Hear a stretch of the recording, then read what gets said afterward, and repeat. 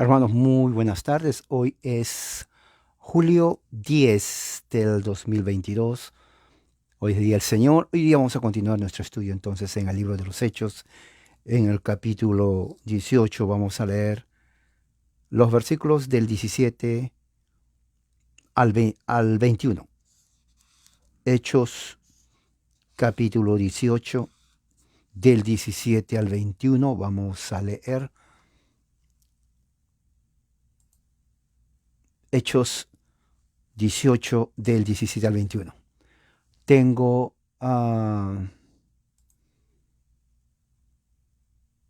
la Nueva Biblia de las Américas y también la versión Valera del 60. Voy a utilizar la versión Nueva Biblia de las Américas. Usted tiene la Valera, me puede seguir ahí. Capítulo 18 del 17 al 21. Y bueno, vamos a hacer una oración, ¿ok? Padre, gracias en esta tarde aquí en los Estados Unidos, California, por tu amor y tu misericordia. Que la exposición de tu palabra sea de gran ayuda a cada uno de nosotros y podamos nosotros entender lo que tu palabra dice. En el nombre de Jesús. Amén. Bueno, vamos a leer. Si usted tiene la Biblia, me acompaña, por favor. Tenga a su mano su marcador. A Hechos 18, del 17 al 21. Dice así: entonces todos ellos le echaron mano a Sóstenes, el oficial de la sinagoga, y lo golpeaban frente al tribunal. Pero Galión no hacía caso de nada de eso. Pablo, después de quedarse muchos días más, se despidió de los hermanos y se embarcó hacia Siria, y con él iban Priscila y Aquila. Y en Cencrea se hizo cortar el cabello, porque tenía hecho un voto. Llegaron a Éfeso y los dejó allí, y entrando él a la sinagoga, discutía con los judíos. Cuando le rogaron que se quedara más tiempo, no consintió, sino que se despidió de ellos, diciendo: volveré a ustedes otra vez, si Dios quiere. Y zarpó de Éfeso. Ahora, esta parte es muy importante, porque recuerde que esto lo escribe Lucas, ¿no? Si alguien le dice quién escribió el libro de Hechos, fue Lucas. ¿A quién se lo escribió Lucas? Bueno, la respuesta es facilísima. La respuesta es muy fácil, no tiene ni siquiera que adivinar, porque si se olvida, simplemente va al capítulo 1, al versículo 1. Veamos qué dice. Este es un documento antiguo, el libro de los Hechos. Fue escrito hace más de 2000 años. Sí, la Biblia es un documento antiguo. Eso es para que tenga la perspectiva histórica completa. Cuando usted abra la Biblia, tiene que saber qué documento está hablando. Son 66 libros en la Biblia protestante. La Biblia católica tiene más libros.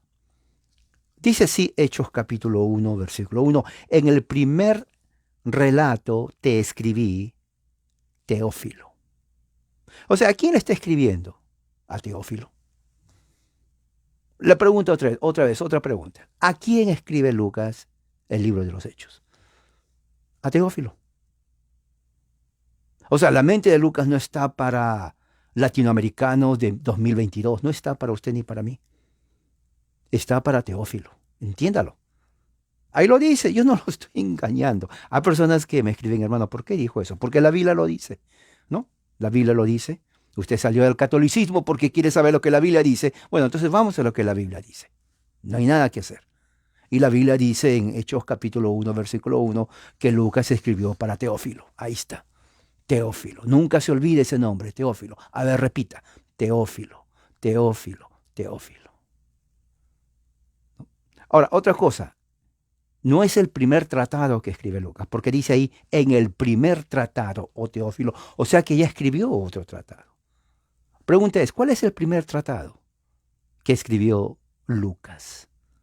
Si usted me dice que no sabe, créame que voy a estar triste, muy triste, no por mí, sino por usted. Porque si usted es evangélico por más de 30 años y no sabe quién escribió o cuántos tratados o el primer tratado de Teófilo, realmente le hace quedar mal a su pastor. O su pastor no le enseñó o usted simplemente dormía.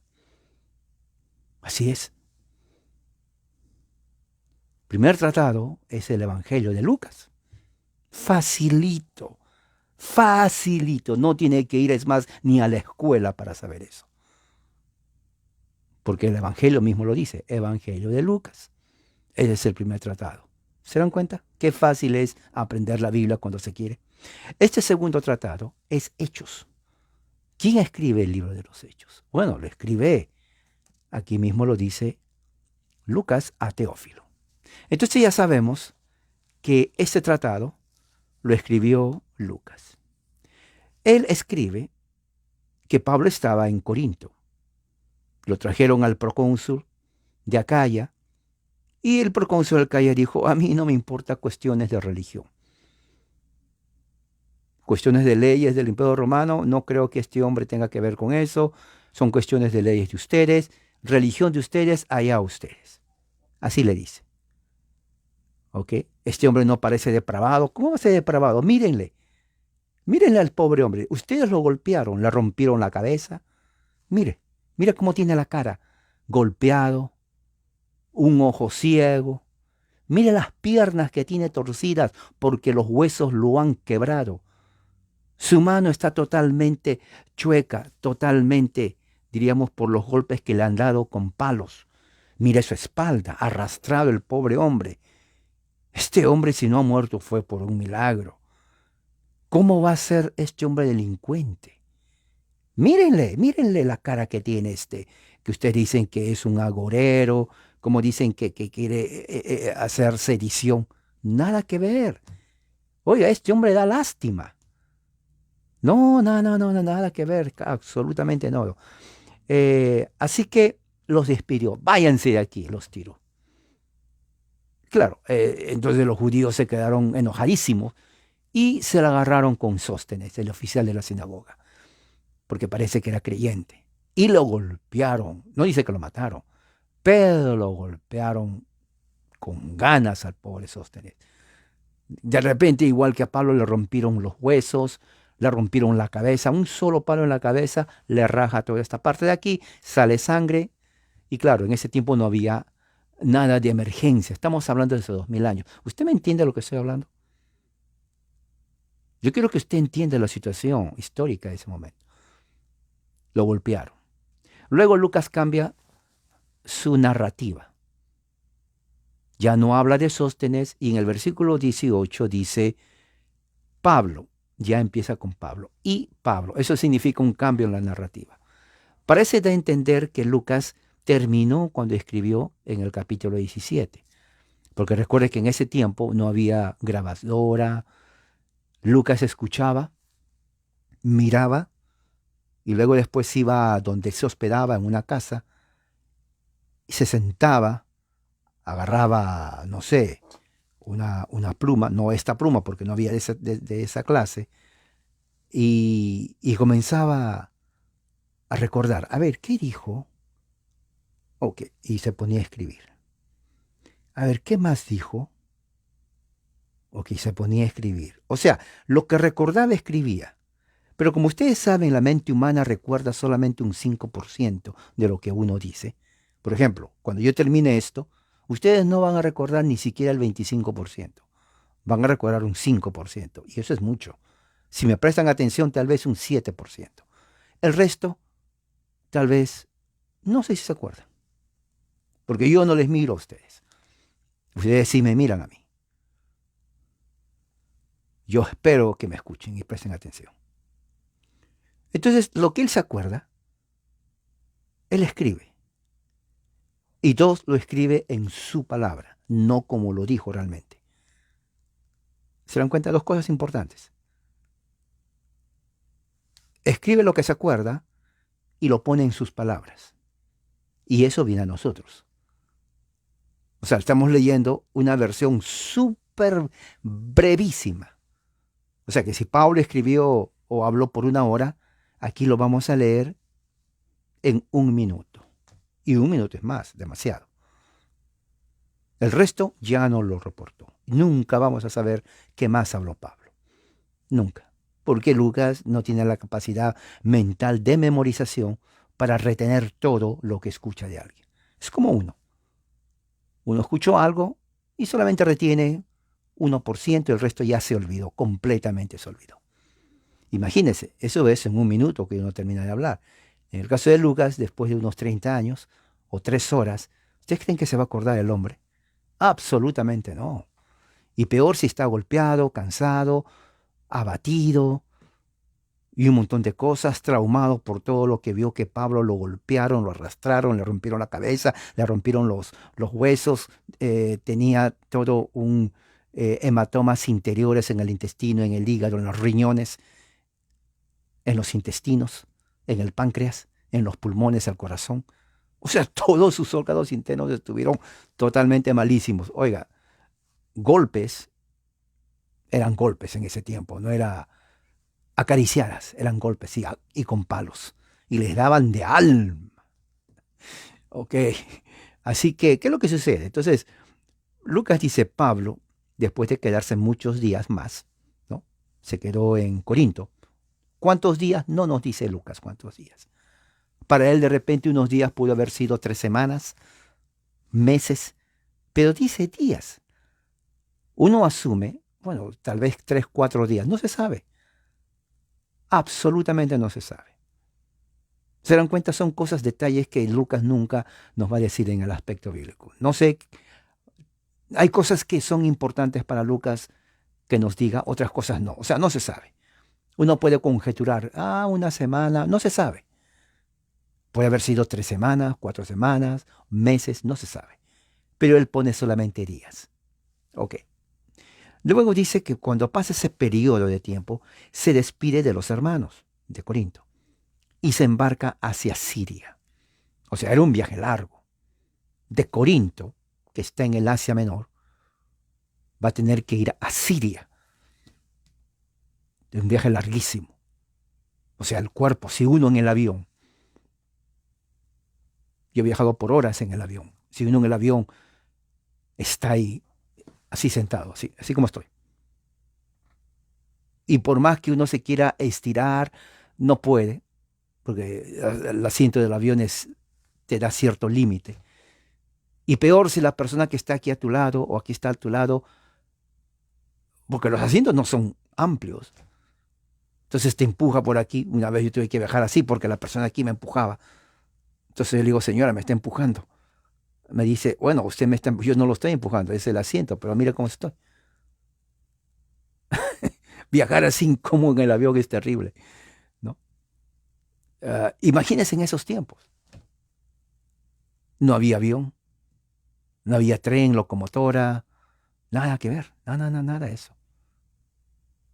Se dan cuenta cómo todas estas condiciones históricas de una otra forma nos ayudan a nosotros a entender todo esto del Evangelio. Él se va de ahí hacia Siria.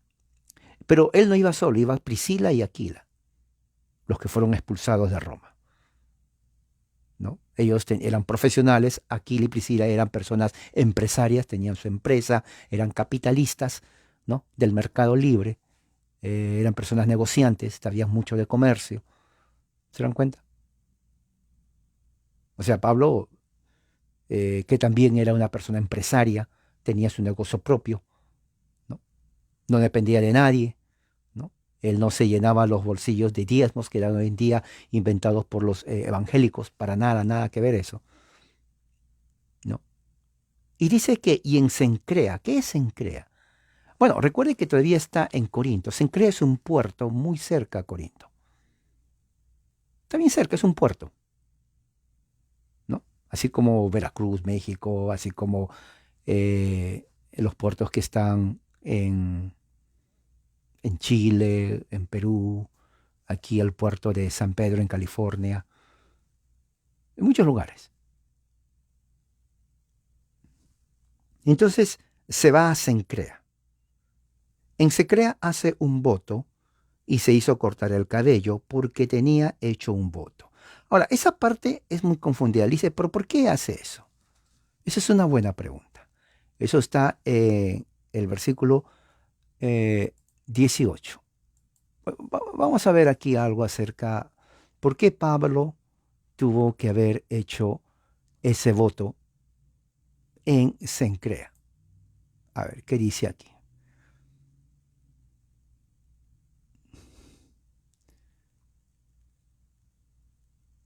Ok. Um, hay dos interpretaciones. Uno dice que se refiere no que Pablo hizo un voto, sino tal vez Priscila y Aquila hicieron ese voto. Dice aquí,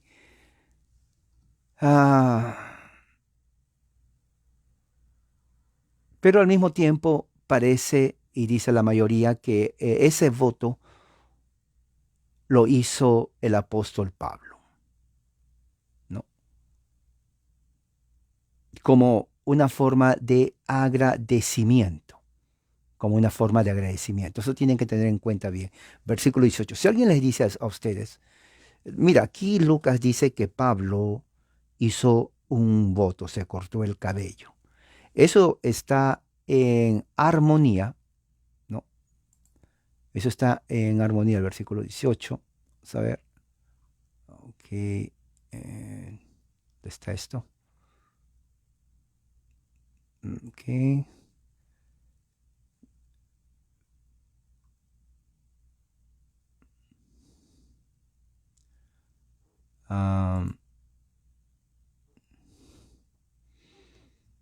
Número 6 del 1 al 21. Vamos a ver qué dice número 6. Cuando abrimos la Biblia en Números capítulo 6, dice así, el Señor habló a Moisés diciendo, habla a los hijos de Israel y diles, el hombre o la mujer que haga un voto especial, el voto de Nazareno, para dedicarse al Señor. Se abstendrá de vino y licor. Eso es lo que hizo Pablo. No beberá vinagre, ya sea de vino o de licor. Tampoco beberá ningún jugo de uva, ni comerá uvas frescas ni secas. Eso es lo que hace un voto, eso es lo que hizo Pablo. Todos los días de su nazareato no comerá nada de lo que se hace de la vid, desde las semillas hasta el ollejo.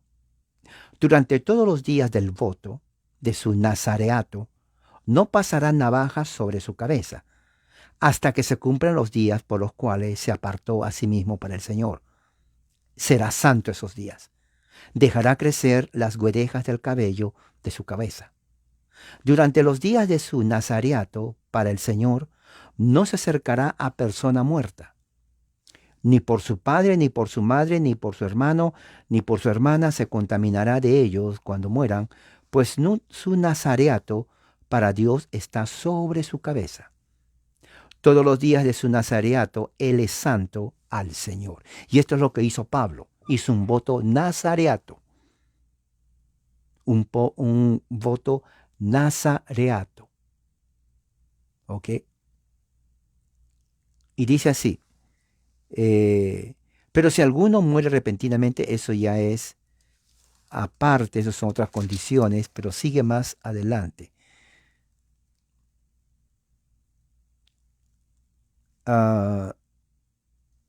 Presentará su ofrenda delante del Señor, un cordero de un año, sin defecto como holocausto, y una cordera de un año, sin defecto como ofrenda del pecado, y un carnero sin defecto como ofrenda de paz, y una cesta de tortas sin levadura de flor de harina mezcladas con aceite, y hojaldres sin levadura untadas con aceite, junto con sus ofrendas de cereal y sus libaciones.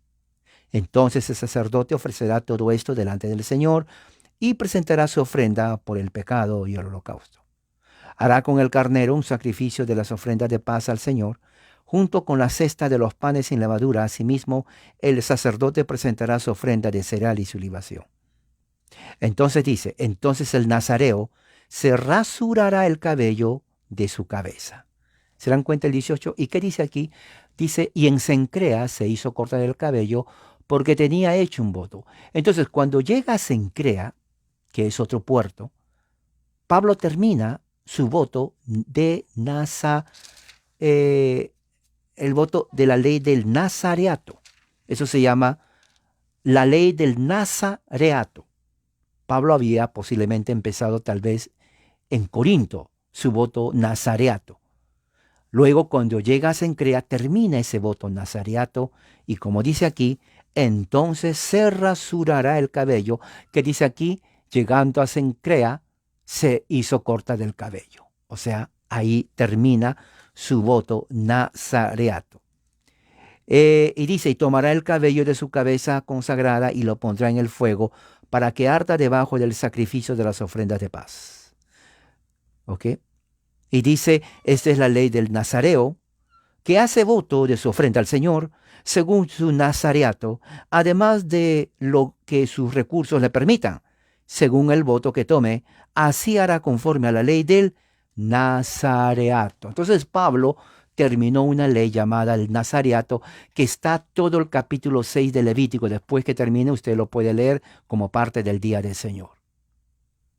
O sea, Pablo hizo un voto nazareato. Generalmente los votos de nazareato se hacen como expresar acción de gracias, ¿no? Por una liberación de los peligros. En este caso, Pablo había sido perseguido, ¿no? En Corinto, y hace un voto. Recuerde que Pablo le golpearon. Oiga, Pablo, los judíos lo odiaban. Lo arrastraron por la calle. Ustedes, no sé si han hecho lo que yo les dije. Imagínense, pongan, no sé, YouTube, déjame ver si tengo aquí algo. Porque yo quiero que vean ustedes. No, no, una cosa es leerlo y una cosa es que al menos lo vean. A ver, vamos a poner aquí.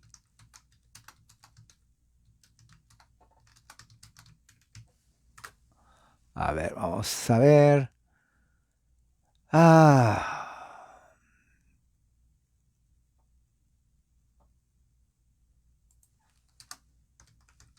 Eso es lo que le hicieron a Pablo los judíos. Ajá.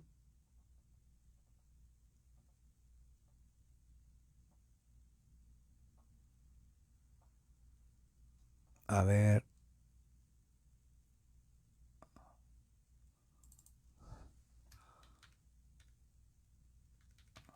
Vamos a ver.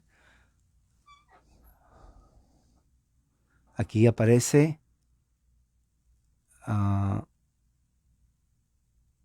personas arrastradas.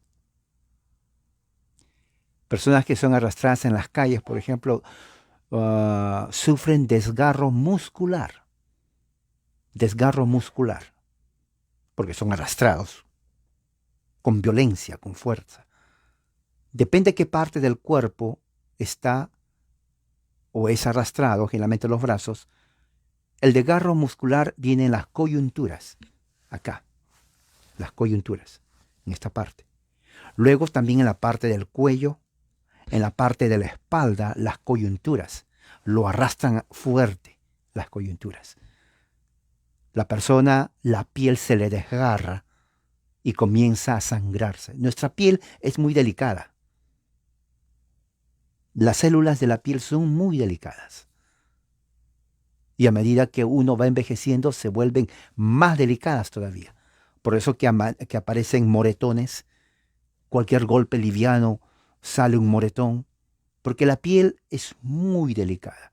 Cuide su piel de los rayos del sol, aunque nosotros necesitamos los rayos del sol para generar vitamina D, que es necesario justamente para todo el metabolismo de nuestro cuerpo. Sin vitamina D, entonces tenemos que comprar vitamina D. Pero los rayos del sol dan vitamina D, pero no más de 10 a 15 minutos, porque ahí viene lo malo también. Entonces, nuestra piel es muy delicada. A Pablo lo arrastraron, le desgarraron la piel. ¿Entiende? A él tuvieron que vendarlo. Aquí no dice, pero oiga, si usted se corta el dedo, no tengo que leer que le vendaron o no. Obviamente a alguien le tuvo que haber hecho una venda. Bueno, a Pablo le golpearon con palos en las piernas. Le rompieron las piernas. Ya sería ilógico que alguien diga, pero ahí no dice que lo rompieron, o sea que ni gritó ni lloró porque no dice la Biblia. Eso sería, la persona que dice eso es un ignorante. Porque por lógica, si le golpean la piedra, la cabeza a usted con palos, si no se muere es un milagro. Pero si no se muere, le van a romper todo el cráneo, un desangramiento interno del cerebro y las neuronas le pueden dejar hasta inválido. ¿Me entiende? Eso es así. Pablo hace un voto de agradecimiento al Señor cuando está en Corinto y en Cencrea cuando termina, de acuerdo a la ley del nazareato, él entonces se raspa la cabeza.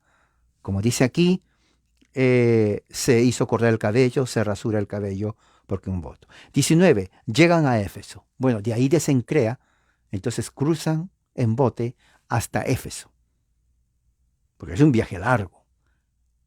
Pablo ahí descansando. Oiga, el cuerpo, por más que sea apóstol, el hombre ya estaba golpeado. Es un milagro que haya vivido durante todo eso. ¿Me entiende? No había cuidados médicos, llevarle a la emergencia, darle un Tylenol o una pastilla para el dolor, nada que ver, no había pastillas, nada de eso. ¿Se imagina la vida dura que era en ese tiempo, hermano? No, hoy en día, a ver, por favor me llena 5 miligramos de esta pastilla y también de esta pastilla y esta pastilla y esta y esta. Ahí no había pastilla, nada de pastillas. ¿Me entiende? Entonces, ah, va con ellos Priscila y Aquila, hombres de negocio, ¿no?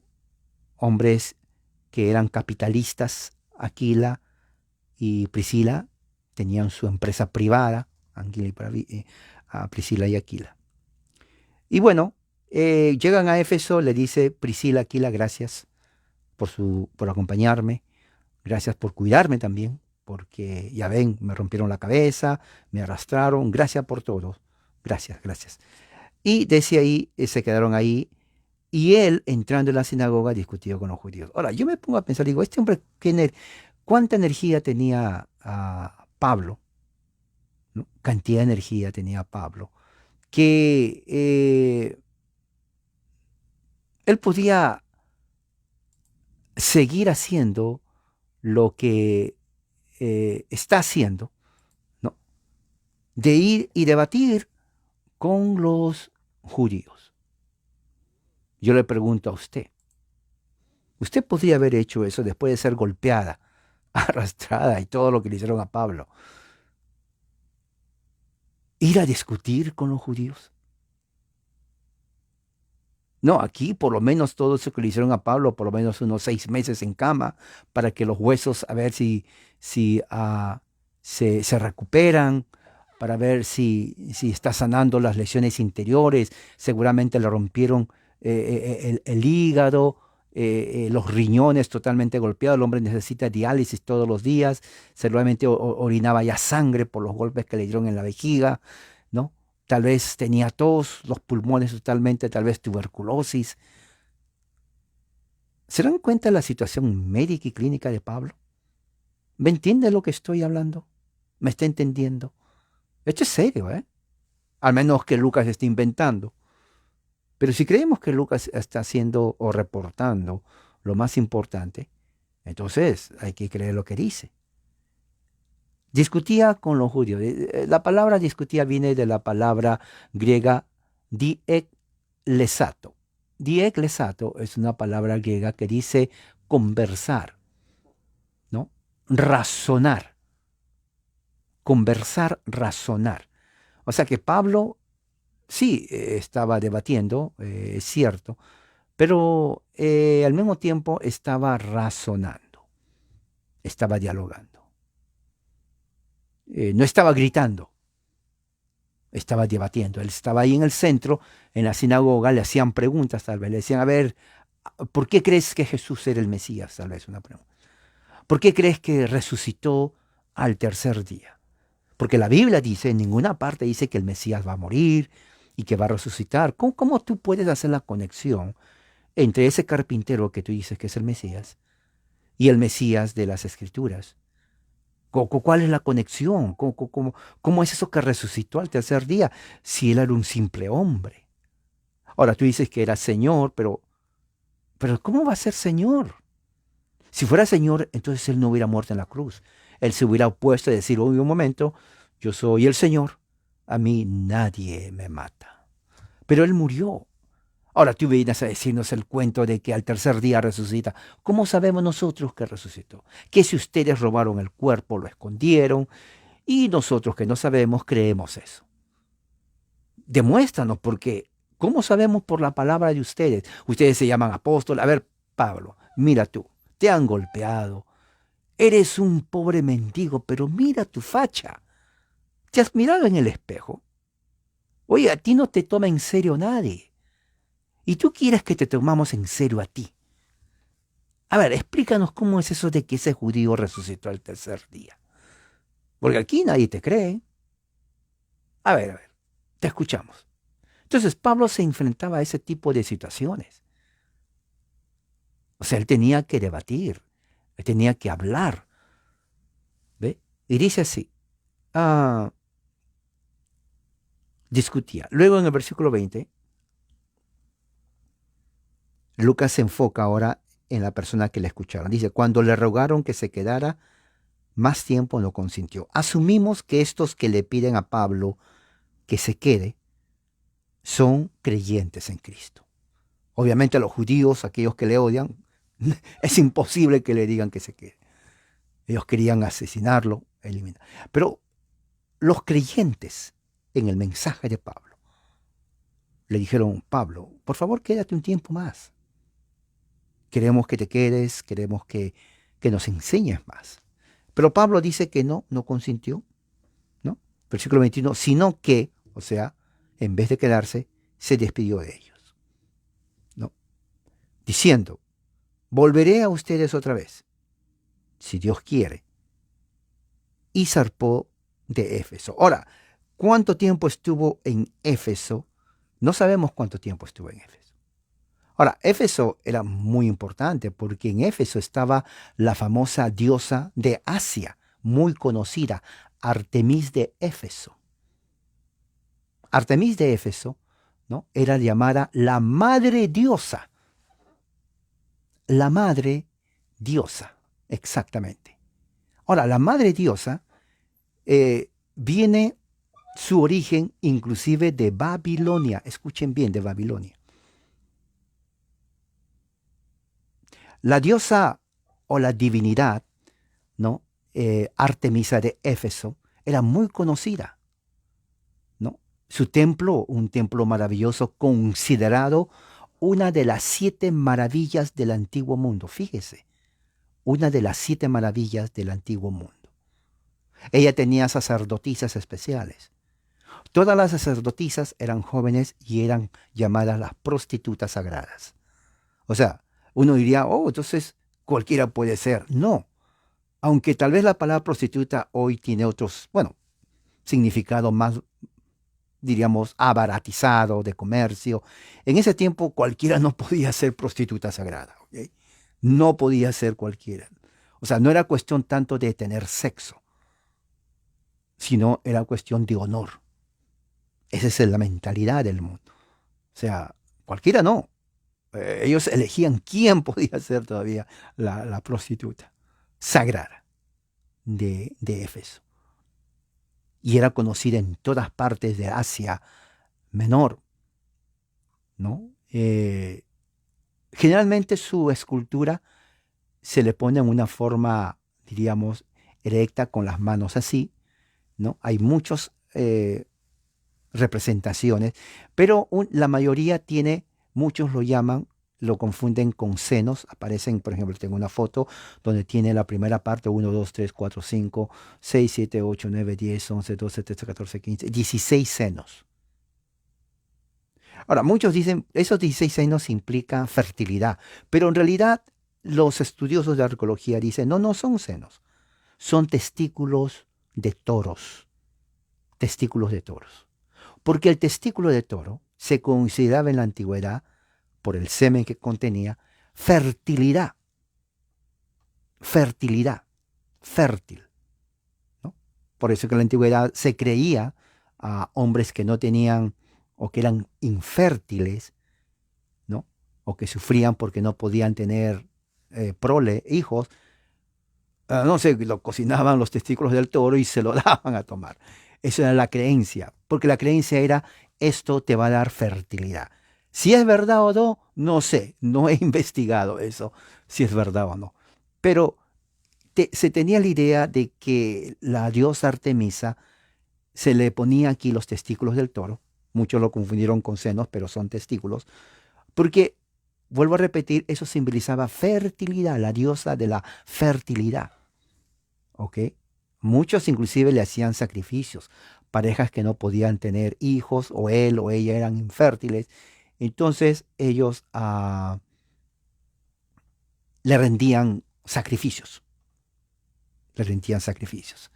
Una de las características era eso, la fertilidad, ¿no?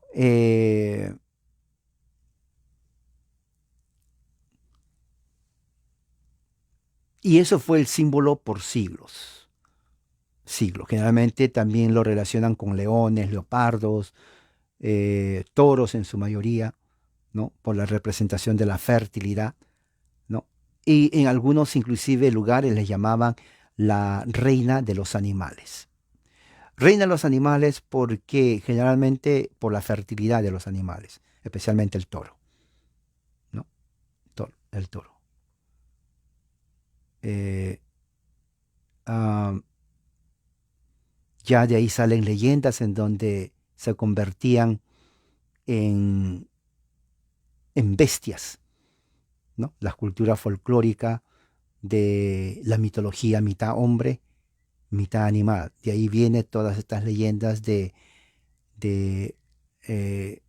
hombres que se convierten en animales y luego regresan a su estado normal de animales. Por ejemplo, las historias que uno sabe, o el hombre lobo y otras cosas así, vienen de este tiempo. Porque según el folclore de las culturas de ese tiempo, ¿no? Había el hombre que consumía, ya sea por hechizos o cualquier cosa, se convertía en una bestia, cambiaba su fisonomía, resemblando a un lobo o a un toro. Y luego regresaba para atrás. ¿Se dan cuenta de dónde viene todo esto? Y esto viene inclusive de culturas antiguas como los babilonios. Los egipcios eran expertos en eso, ¿no? Los egipcios tenían una religión mitología que hasta ahora impresiona a los que estudian la mitología y la religión egipcia, ¿no? Yo tengo aquí un libro de uno de los grandes arqueólogos egiptólogos, en donde realmente ah, explica todo esto de las religiones y de la relación que hay entre hombre y animal. Si usted, por ejemplo, lee o estudia los jeroglíficos de la cultura egipcia, entonces va a encontrar que hay mucha combinación entre cuerpo de hombre, mitad animal. Ese es un estudio muy fascinante, porque eso explica mucho de lo que en parte de la Biblia dice. Entonces, aquí está diciendo que se quedó en Éfeso. En Éfeso, esta diosa era la diosa de la fertilidad.